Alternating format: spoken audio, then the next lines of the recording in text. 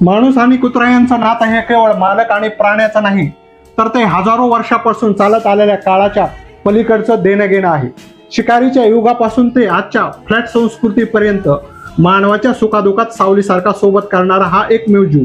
हे रक्ताचं नातं नसलं तरी श्वासाचं नातं नक्कीच आहे. आपण जर इतिहासाची पानं उलटली तर लक्षात येतं की मानवाला जेव्हा भाषेची जाणीवही नव्हती तेव्हापासून कुत्र्याने माणसाची भाषा त्याच्या डोळ्यातून वाचायला सुरुवात केलेली. महाभारतात युधिष्ठिर सोबत स्वर्गाच्या दारापर्यंत जाणारा तो निष्ठावंत कुत्रा सोबतीला होता. ही जणुकी ओढ आजही कायम आहे.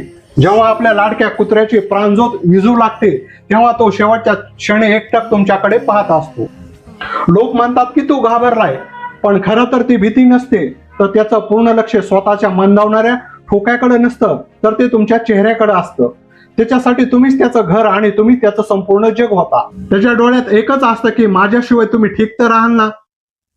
त्याचं आयुष्यभर एकच ध्येय होतं, तुमच्यावर प्रेम करणं आणि तुम्हाला सुरक्षित ठेवणं. जेव्हा त्याला तुमच्या आवाजातला तो ओलावा जाणवतो तेव्हा तो शांतपणे डोळे मिटतो आणि मानसशास्त्र सांगतं की श्वास थांबताना त्याच्या मेंदूमध्ये ऑक्सिटोसिन हा आनंदाचा हार्मोन झिरपू लागतो. ही तीच भावना आहे जी तुम्हाला पाहून त्याला नेहमी व्हायची. म्हणूनच तो डोळे मिटतो तेव्हा निरोप घेत नसतो, तर एक सुंदर आयुष्यासाठी तुम्हाला न बोलता धन्यवाद म्हणत असतो.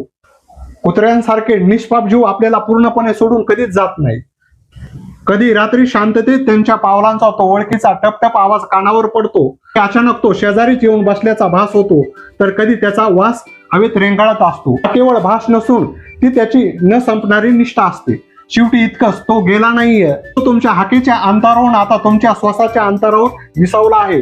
ज्या हृदयात त्यानं जागा बनवली तिथून त्याला काळही हिरावून घेऊ शकत नाही. अशाच माहितीसाठी, विचारांसाठी फॉलो करा, कमेंट करा. धन्यवाद.